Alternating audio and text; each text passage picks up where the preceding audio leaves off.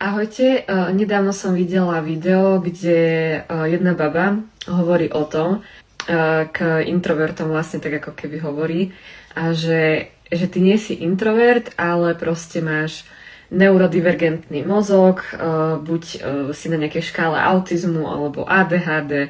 alebo nejakej takejto akoby poruche. A tým pádom si sa postupne vyčleňoval akoby z tej spoločnosti a z nejakých skupín ľudí. Hneď som sa s tom spoznala. A ja som si akože o tom posledných týždni, dvoch naštudovala. A zistila som, že niečo na tom asi bude.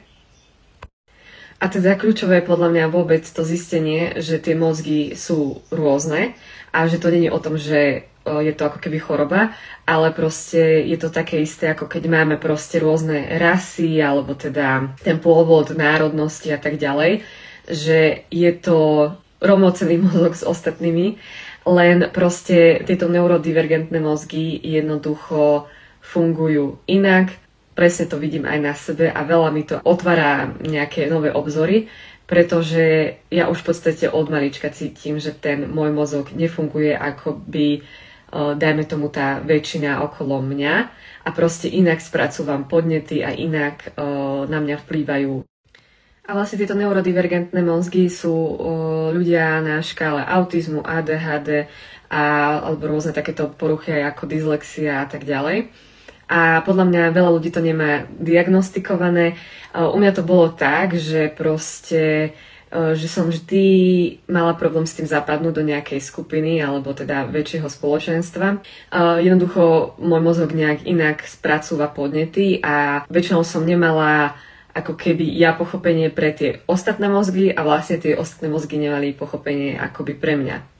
Tak v jednoduchosti povedané. A tým, že som bola ako keby dajme tomu, že vyčleňovaná, alebo ja sama som sa vyčleňovala, to až potom spôsobilo to, že mám depresie a úzkosti. V slovenčine som nejaké články o tom nejak nenašla, ale v angličtine sa dá ohľadom týchto vecí celkom nájsť nejaké informácie a podľa mňa je dobré robiť o tom osvetu a prípadne aj vysvetľovať deťom alebo hocikomu svojim blízkym a tak ďalej, že takto to proste je. A tým pádom sa tí ľudia dokážu prijať, ako keby prijať samého seba a byť aj prijatý možno v tej spoločnosti viacej, pretože reálne je pre nás ľudí neurodivergentných ťažšie zapadnúť do tejto spoločnosti a sveta, kde proste sú ten život a svet spoločnosťou nastavený presne tými opačnými mozgami alebo tými inými a tí neurodivergentní proste sú tak niekde sa snažia začleniť, ale veľakrát to potom prichádza práve s tými depresiami a úzkosťami, pretože snažíme sa náš mozog ako keby vtesnať do niečoho, do čoho proste sa nedá a naučiť ho na nejaké veci, ktoré nám nie sú prirodzené a tým pádom sami seba sa musíme akoby celý život sa premáhať do niečoho a nútiť a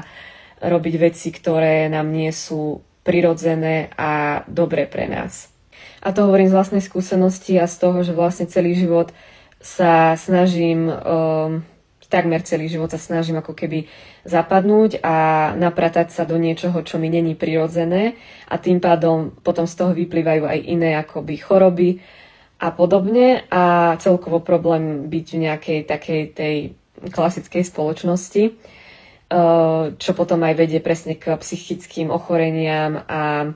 k takej izolácii, dajme tomu. Takíto ľudia majú väčšiu šancu alebo predispozíciu k samovraždám alebo k nejakému sebapoškozovaniu a podobne, pretože sme v podstate nútení byť niečím, čo nie sme. A to je dosť náročné.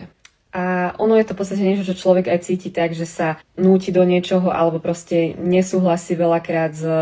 tými vecami návokol, ktoré sú akože pre ostatných asi viac prirodzené.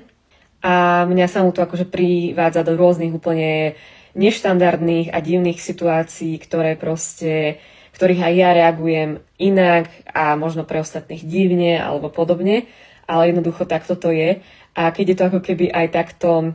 potvrdené nejakými štúdiami a celkovo nejakou vedou a výskumami, tak to aj ja teraz vnímam tak inak, že to není len nejaký ako keby ezoterický blúd, ale proste je to realita, ktorá nás hitne každý deň. A teda pointou celého tohto môjho rozprávania má byť to, že bolo by super, keby sa toto vysvetľuje už deťom, keby sa to proste rieši medzi ľuďmi a možno aj v tej ďalšej generácii, že aby to bolo väčšie prijatie tohto, ale aj celkovo, že aj my dospelí, ktorí sa cítime takto, ako keby vyraďovaní a sme si prešli rôzne traumy vo svojom detstve a dospievaní, aj v dospelosti kvôli tomu, tak pochopiť to a prijať to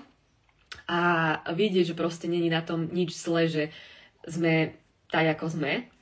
a nájsť si ten svoj spôsob života v tejto spoločnosti, aj keď je to extrémne náročné, keď jednoducho už vieme o tom, vieme s tým pracovať, vieme si zariadiť podľa toho svoj život, svoje okolie a možno aj fakt svojej rodine a známym priateľom to nejak vysvetliť, pretože to není len o tom napríklad, že niekto má len ADHD alebo niekto má depresie, ale naozaj to akoby vysvetliť a povedať, že vieš čo, tak môj mozog naozaj funguje inak a to si podľa mňa akože tí ľudia nevedia ani predstaviť, lebo keď hovorím o tom, že proste úzkosti mám, ja neviem, 70% života, alebo 70% mojho týždňa tvorí úzkosť a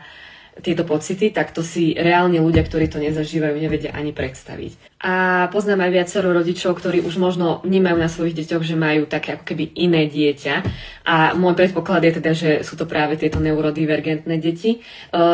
Rodičia sa ich snažia veľakrát chrániť a tak ďalej a vytvoriť im to prostredie, kde môžu práve prekvitať v tom, čom sú dobrí, pretože neurodivergentné osobnosti sú väčšinou ľudia, ktorí vynikajú v jednej veci, napríklad sú to herci, neviem, speváci, umelci, veľakrát vynikajú v nejakej téme, o nejakom odbore, vo vede, v matematike, to je jedno, v niečom, proste veľmi vynikajú, ale v ostatných veciach ako keby sú zase slabší v takých tých sociálnych skills alebo proste celkovo vedení ako keby normálneho života. A preto aj keď máte také dieťa, alebo budete mať také dieťa, alebo máte niekoho takého vo svojom okolí, tak mu prejaviť tú podporu a hlavne brať to tak, že takto to proste je, ale je to v poriadku. Si takýto proste a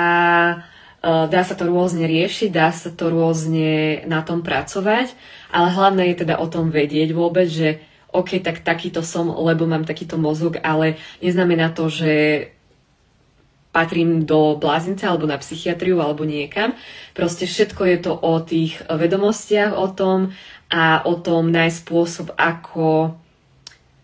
napriek tomu, že väčšina ľudí je iná, tak si nájsť to svoje miesto na tomto svete a nájsť si svojich ľudí napríklad. Budem rada, ak mi na to hocičo napíšete, teda nie hocičo, ale niečo, čo vás pri tom akože napadlo. Či sami sa vnímate taký, možno niekto z vás, či máte skúsenosť s niečím takým, že sa buď izolujete, alebo sa cítite ako introvert a možno to práve nie je ani vôbec o tom, ale len o tom, že proste väčšina ľudí pre vás jednoducho je iná a ťažko sa vám s nimi komunikuje a im zase s vami. Či máte niekoho takého v rodine, či to možno vnímate na niekom svojom blízkom, na svojom dieťati alebo sami na sebe. A